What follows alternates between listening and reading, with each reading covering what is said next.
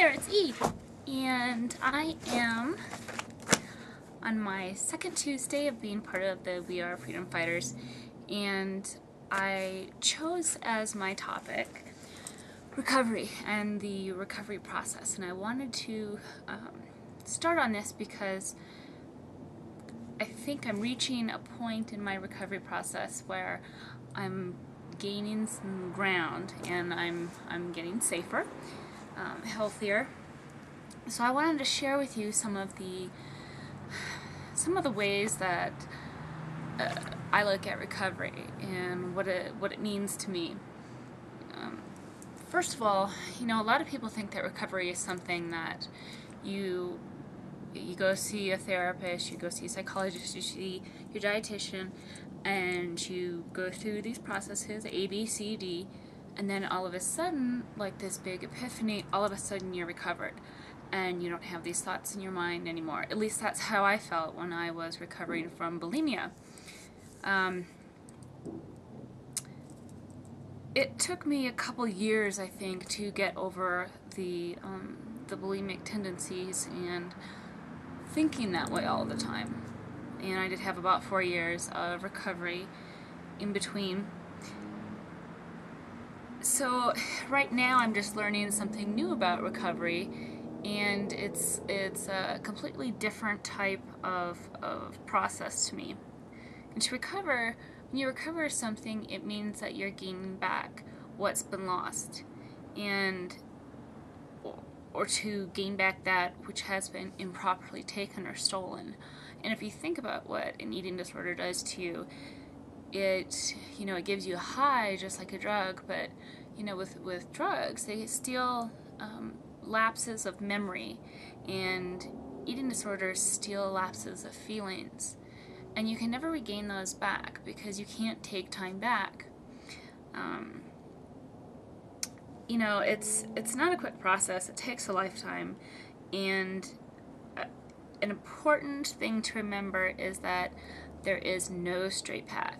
There are bumps, just like any road. When you think of like an old country road, there are bumps. You can still get to your destination, but instead of looking at the bumps in the road as, oh, here comes another one, I'm gonna get sick to my stomach, or this is making me nauseous, look at it like, wow, I made it through that one. It's kind of like skiing, and you're skiing through moguls, and you're having to twist and turn your entire body, and it takes energy, and it takes muscles, and it takes strength, and it takes endurance.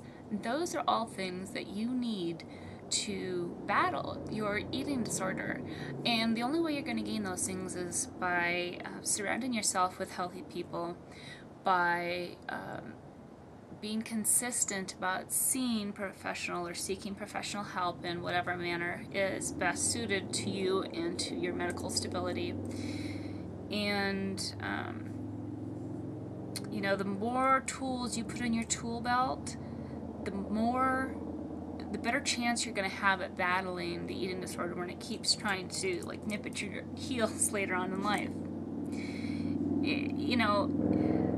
I used to think, is recovery real, or is it a mental oasis created by psychologists to line their pockets? Well, I definitely think recovery is real. I think if you're given the proper tools to fight it, it very well can be real. Psychiatrists, psychologists, dietitians, they all provide emotional and mental tools for you to battle your eating disorder on a daily basis. But the thing is if you have a tool belt full of tools and you never take them out to use them, what good is it to you? You have to actually stick your hand in your tool belt, pull out that armor, and to be ready for battle, because if you don't, if it just sits there, it's just going to log you down, and it's going to make you feel even heavier. Like any other profession, there are outstanding professionals, there are mediocre, and there are downright sad psychologists and dietitians. You are the one who is in control of your recovery, and this is one of the best places for you to start taking charge when you have been accustomed to being the victim or being stepped on or being abused. It's one of the hardest places, because if you start seeing a psychologist and you feel like, okay, well, I'm not really clicking with them, but I feel bad. I don't want to tell them. You remember that you are the customer, you are the client, and you are paying them, and it is your life and your recovery, and you have every right in the world to break it off and say, you know, I think it's time we head different directions. There's nothing wrong with that. I've had to do that, and it's been to my benefit. I've recovered a lot quicker, or I can't say recovered because I'm not completely recovered, but I'm moving forward a lot quicker than if I were to just have stayed where I was going to stay. And you know, another thing to think about is it possible to appreciate imperfection? Because in order to face it, we have to admit that we're imperfect, and we all are. We're all imperfect, and it's actually rather silly of us to think that we're perfect, or that anyone, for that matter, is perfect. You know, walking up the stairs tonight, earlier this morning, I'm walking up them and I'm looking down at my legs, and they're not as scrawny as they used to be, but I'm watching my legs as I'm walking upstairs, and I'm seeing the muscles flex each time I walk up a step. And I was proud of my legs because they help me to get somewhere. They help me to move and to do the things and to get to the places that I want to be, instead of just laying in bed. And they're imperfect. My legs are not perfect by any means. And you have to take what is imperfect and look at it as though if everyone were perfect, there would be no such thing as perfection. We'd just be clones. So, you know, it's the beauty that allows us to be the thumbprint that we are, our weaknesses and our imperfection. You know, how do you start, and how can you make it last, recovery? It starts, I believe, by setting boundaries. One of those boundaries could have to do with switching a psychologist or a dietitian, by choosing one meal, one snack, one treat, handling one stressor at a time, to sit, to write, to blog.